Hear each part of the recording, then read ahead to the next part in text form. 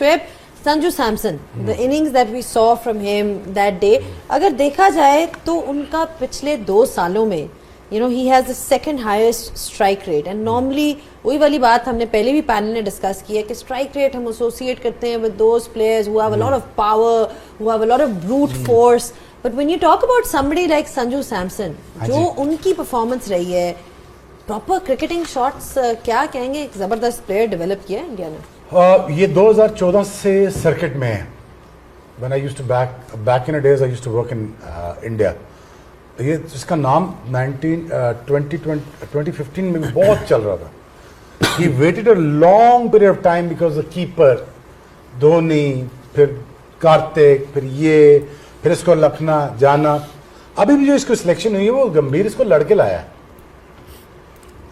Basically अगर देखा जाए इसकी सिलेक्शन जबरदस्ती की गई है और काफी क्रिटिसिज्म के बाद की गई है इसकी सिलेक्शन। हालांकि ये फीचरिंग इसका फीचर नहीं कर रहे थे इसको कोई पिछले पूरे टूर्नामेंट में।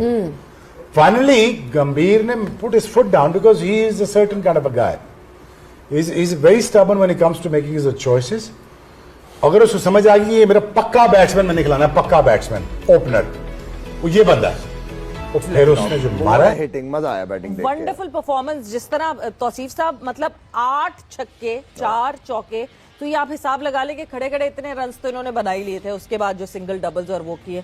But the kind of clean hitting, मतलब बॉलर्स को एक पॉइंट पे समझ नहीं आ रहा था कि करे क्या, इसको रोके कहाँ से। नहीं, देख के मजा आया और इनसे रन्स भी नहीं हो रहे थे अब जैसा अभी बात की, लेकिन ये वो प्लेयर है जो जब खड़ा हो जाता है तो बड़ी मुश्किल डालते हैं। और मेरा ख्याल है इस फॉर्मेट का सबसे तगड़ी इनिंग मैं समझता हूँ ये खेली गई है।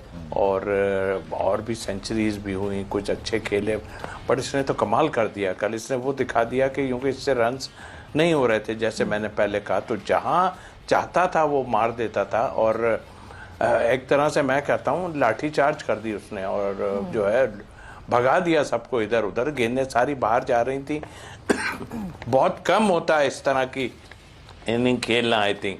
तो मेरा ख्याल एक्सीलेंट। और ये लग रहा था मुझे कि कुछ ऐसा है। Finishing ability Hafeez, when you talk about any player, you से कैरी द बैट, हम देखते हैं 50 की 60 की 70 की प्लेयर्स उसके बाद चले जाते हैं।